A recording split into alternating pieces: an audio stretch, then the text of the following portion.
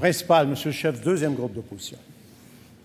Monsieur le Président, hier, Mme Trudel et Mme Boily ont confirmé nos pires appréhensions.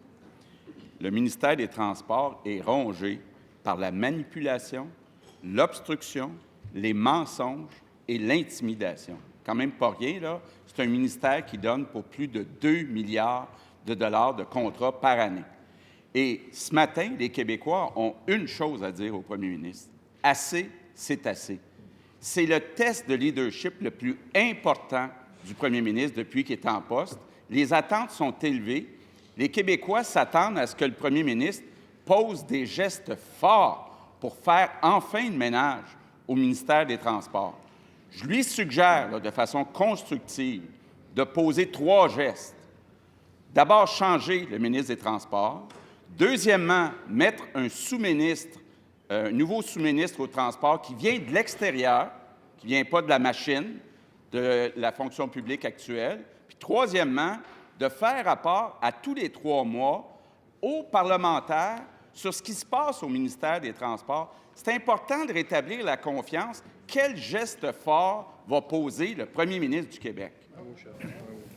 Monsieur le premier ministre. Monsieur le Président, je commençais, comme je fais souvent, en disant que je suis d'accord avec une bonne partie de la prémisse de la question. C'est très sérieux.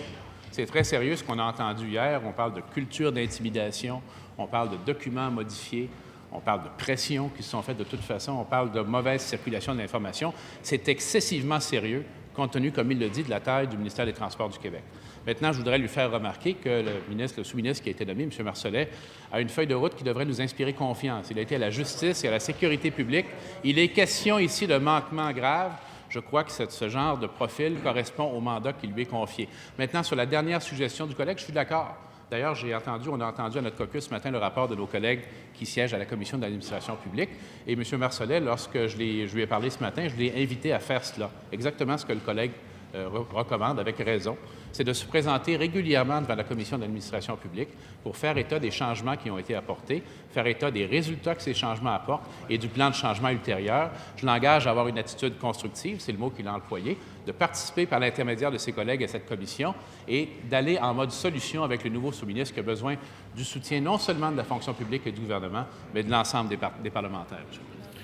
Première complémentaire, Monsieur le chef du deuxième groupe d'opposition. Monsieur le Président, hier soir, Mme Boily était très claire. Là. Lorsque le nouveau ministre est arrivé en poste, il était plus intéressé par son travail. Et Mme Trudel et Mme Boily l'ont dit. Monsieur le Président, le premier ministre doit arrêter de regarder ça de haut. C'est lui qui a démis le député de Marguerite-Bourgeois. C'est lui qui garde Dominique Savoie au service du comité exécutif.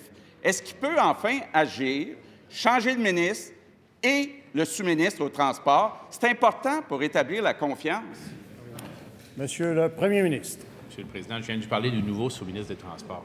Alors, je pense que sa question ne s'applique pas tellement, là. Mais je veux encore une fois lui répéter que je ne veux en rien minimiser la gravité de la situation. Je ne suis pas en train de dire c'est pas grave, on s'en occupera plus tard. Je suis en train de dire c'est sérieux, c'est très sérieux, il faut s'en occuper avec beaucoup d'attention. Il sait comme moi qu'on ne met pas un ministère en tutelle au gouvernement. Par contre, on change le sous-ministre en titre et on les met sous surveillance active et on va s'assurer que les résultats soient au rendez-vous. Et pour garantir le résultat, j'accueille avec beaucoup de satisfaction sa suggestion que le nouveau sous-ministre se présente de façon régulière devant la Commission d'administration publique pour faire état des changements apportés, de ceux qui sont à faire et des résultats déjà obtenus. J'espère que sa formation politique voudra travailler de façon constructive à cette occasion. Deuxième complémentaire, Monsieur le chef du deuxième groupe d'opposition. Monsieur le Président, pour faire un ménage aussi important que celui-là, ça prend un leader fort. Actuellement, le premier ministre, là, il agit un peu comme spectateur. Le ministre des Transports aussi agit comme spectateur. Bon, il semble qu'on ne peut pas changer de premier ministre, là, mais on peut changer le ministre des Transports. On peut mettre un sous-ministre qui vient de l'extérieur. C'est important pour rétablir la crédibilité du ministère des Transports. Monsieur le premier ministre. Je ne suis pas sûr que ce que suggère mon collègue va changer quoi que ce soit à un problème de culture organisationnelle qui dure depuis au moins 20 ans, d'après moi, et même plus.